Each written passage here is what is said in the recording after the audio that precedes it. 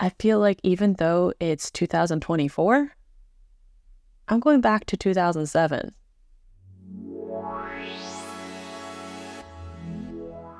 When I decided to switch to a dumb phone, one of the major issues for me was how was I going to listen to my music and podcasts? Well, it's actually quite simple. First, I needed to locate an MP3 player.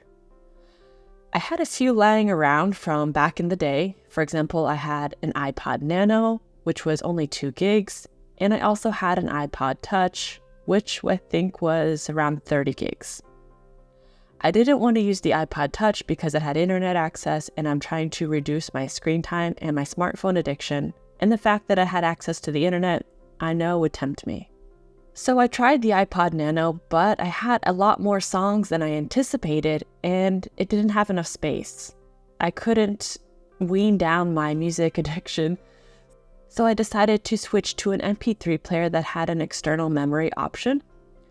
I tried a couple different ones, so I tried a really low-cost one from Amazon, which I do not recommend, and I tried one a little bit above that had a screen and clickable buttons, which is a must for me. And it was okay. I mean, the only thing that was really bad about it was the battery life. And recently I switched to the Mention. This is essentially an MP3 player, but it is a hi-fi MP3 player, which means it can play multiple different formats, which is great because I primarily rip my music and I have some old MP3 files lying around and I'm not really sure which formats they're in, but this player seems to play most of them.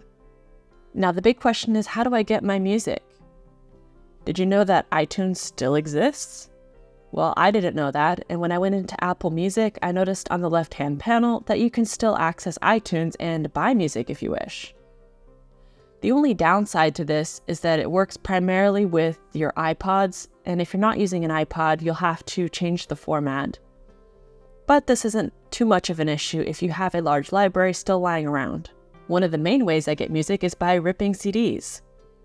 I was cleaning out my house the other week and I found a lot of old CDs that I had for my car. And I thought, I like this music, maybe I can rip those CDs. And I found an old laptop lying around that still had a CD-ROM, and yes, I ripped the CDs and was able to access that music and add it to my MP3 player. Once I ripped those CDs, I had a taste for more CDs. In fact, most of the music I listen to is probably from the 90s or early 2000s, so it's not really newer music, and the best way to find older music is to actually go to a thrift shop or a charity shop. Each month, rather than allocating some money to Spotify, I've been using that money towards my music library that I find at the local thrift shop. Each CD is $1 or €1, and I choose about 9 CDs each month to compensate for the music that I'd be missing on Spotify. I had stopped using Spotify because I was primarily listening to the same playlist over and over and over, and I would rather have music from the same period, but maybe a different choice. What I've learned looking for CDs is that I enjoy the hunt. When I find a specific artist, and especially a CD that I've been looking for, it gives me a rush of serotonin like no other. I mean, Spotify had some great recommendations, but I never got happy when I saw those recommendations. Whereas when I'm going to the thrift store and I find those long-lost CDs that I had when I was a kid, it's a great feeling, and I love it each time. And now I'm finding different CDs that I never had before and discovering new songs and just falling in love with music again. Now, one of the major uses I used Spotify for was podcasts. Recently, I found a way to get those podcasts onto my MP3 player. In order to download a podcast, all I do is I go to Google Podcasts, I find the podcast, select the episode from that podcast, and then right-click over the page and choose View Page Source.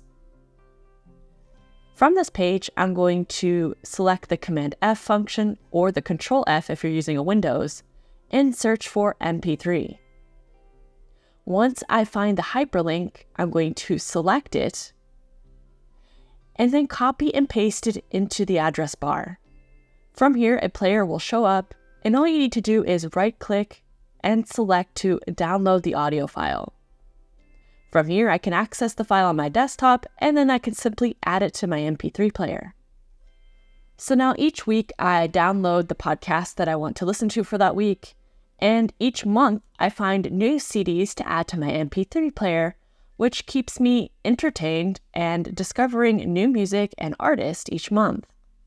Do I miss using any streaming service? Not at all. Honestly, I've rediscovered again my love for music, and I like the challenge of hunting for music. I really find pleasure in coming home with CDs that I never thought that I would have, or CDs that were on my wish list for my whole life and I completely forgot about.